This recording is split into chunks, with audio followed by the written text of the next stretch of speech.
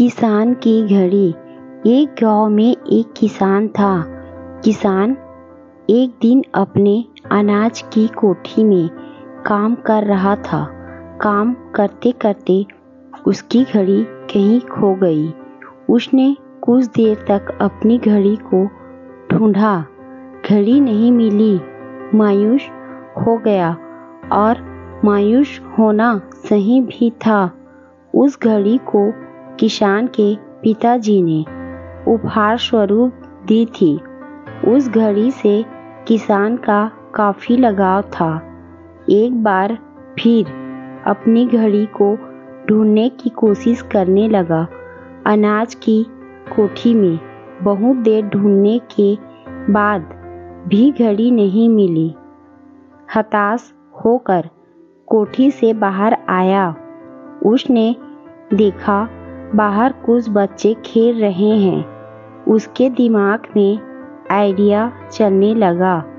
किसान ने सोचा, मैं अकेला अब तक ढूंढ रहा था, क्यों ना इन बच्चों को भी घड़ी ढूंढने में लगा दूं। उसने घड़ी ढूंढने के बदले बच्चे को इनाम देने के लिए कहा। बच्चे इनाम के लालच में तुरंत मान गए। अब सारे बच्चे कोठी के अंदर जाकर घड़ी ढूंढने लगे। बच्चे जितना ढूंढ सकते थे उन्होंने ढूंढा, पर घड़ी नहीं मिली। बच्चे थक चुके थे, उन्होंने हार मान ली। किसान भी अब थका और हारा महसूस कर रहा था। बच्चों के जाने के बाद वह हताश और परेशान बैठा था। कुछ देर बाद एक बच्चा वापस आया। आकर किसान से बोला, क्या मैं फिर से घड़ी ढूंढ सकता हूँ? किसान ने कहा, ठीक है। बच्चा फिर से कोठी के अंदर गया और थोड़ी देर में घड़ी के साथ वापस लौटा।